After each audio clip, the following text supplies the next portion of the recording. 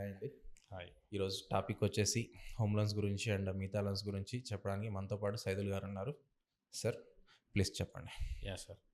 So, home loans వచ్చేసి మనం 2 types of customers ఉంటారు. Okay. Home loans 2 type of కస్టమర్స్‌లో self employ, salaried customers. Hmm. Salary customers అంటే already they are getting the salary. So, depending on monthly salary we will take the eligibility also.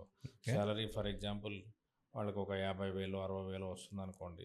దాంట్లో ఒక 60% మనం EMI కింద consider చేసి హ్మ్. 50,000లో 60% అంటే ఒక 30,000. హ్మ్. 30,000కి 30,00,000 depending on CIBIL and bank statement, property వీటిని బట్టి 30, 32, 35 వరకు కూడా కొన్ని బ్యాంక్స్ ఇస్తాయి. ఓకే. అండ్ ఇంకో కస్టమర్ వచ్చేసి సెల్ఫ్ ఎంప్లాయ్. సెల్ఫ్ ఎంప్లాయ్ వచ్చేసి customer depending on business, type of బిజినెస్లో కూడా మనకు కొన్ని నెగిటివ్ బిజినెస్లు ఉంటాయి. ఆ నెగిటివ్ బిజినెస్లు చేయరు.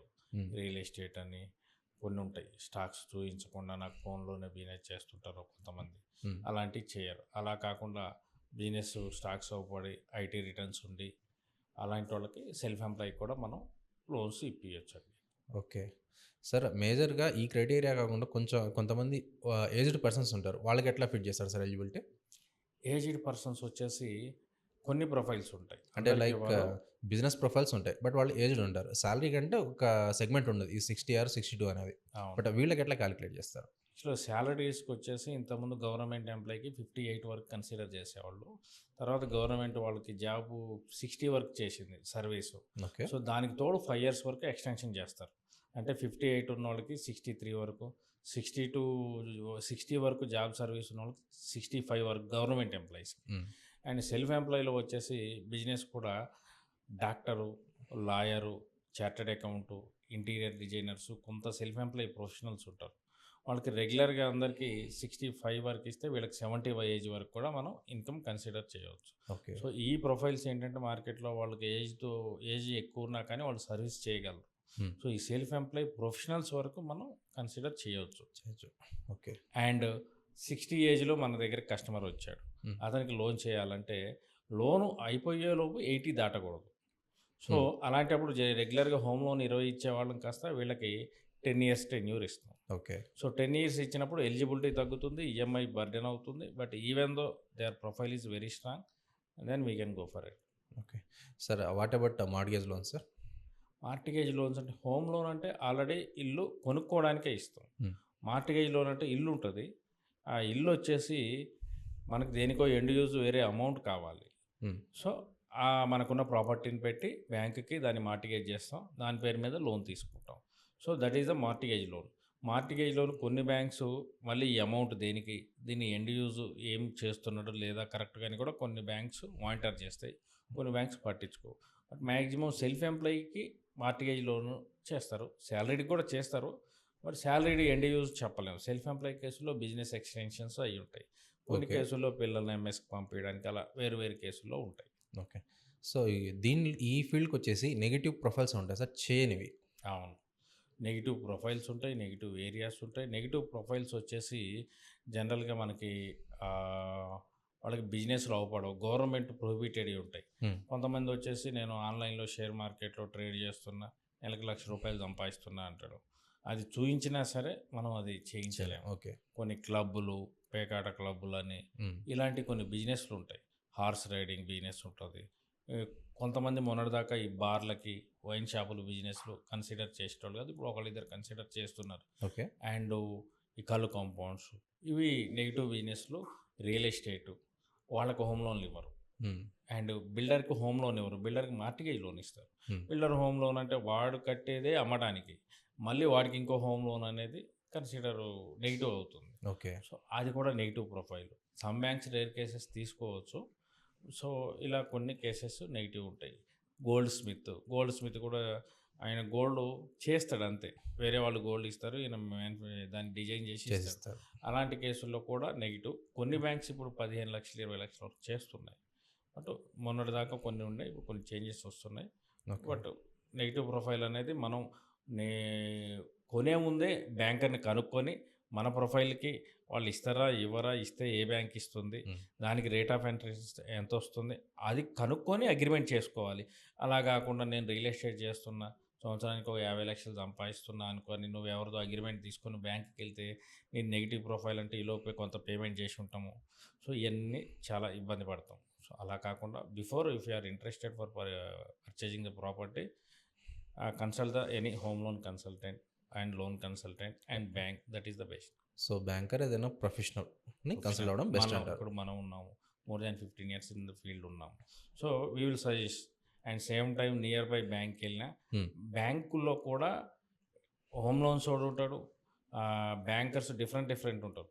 సో లోన్ చేసే వాళ్ళని కనుక్కుంటే వాళ్ళు చెప్తారు. ఓకే. ఇంకో క్వశ్చన్ సార్, ఈ ప్రాపర్టీని సెలెక్ట్ చేసుకున్నప్పుడు ఏ ఫ్యాక్టర్స్ క్లియర్గా చూసుకోవాలి మనం? ప్రాపర్టీ వచ్చేసి జనరల్గా హోమ్ లోన్లో ఓపెన్ ప్లాటు అండ్ హౌస్ ఈ రెండు ఉంటాయి. మళ్ళీ హౌస్లో ఇండిపెండెంట్ హౌస్, అపార్ట్మెంట్ ఫ్లాటు ఈ రెండు ఉంటాయి. ఓపెన్ ప్లాట్ అయితే రెరా, హెచ్ఎండిఏ అప్రూవ్స్ ఉన్నాయా లేవా. సో దానికి సంబంధించి బిఫోర్ మనం తీసుకునే ముందే ఆన్లైన్లో ఈసీ చెక్ చేసుకోవటం మంచిది. ఓకే. అండ్ లేఅవుట్ కాపీ, పక్కన ఎవడు కొన్నారు ఏంటి, సేమ్ టైము దాని మీద ఏమైనా లీగల్ ఇష్యూస్ ఉన్నాయా, ఇవన్నీ ఓపెన్ ప్లాట్కి చెక్ చేసుకుంటే మంచిది. బౌండరీస్ అండ్ ఇండిపెండెంట్ హౌస్ కూడా సేమ్ సర్వే నెంబర్ ఏమైనా ఇష్యూ ఉందా, దానికి మనం బిల్డర్ దగ్గర నుంచి కొంటున్నాం, మేస్త్రి దగ్గర నుంచి కొంటున్నాం. బిల్డర్స్ అయితే ఇండిపెండెంట్ హౌస్ పర్లేదు. సో బిల్డర్ల కన్నా ఎక్కువ ఇండిపెండెంట్ హౌస్ 100 గజాలు 120 గజాల్లో ఈ మేస్త్రీలే ఉంటారు. సో అది కూడా ఒకసారి రీచెక్ చేసుకోవాలి, లీగల్ ఇష్యూస్ ఏమైనా ఉన్నాయా, ఏం పర్మిషన్ తెచ్చిండు.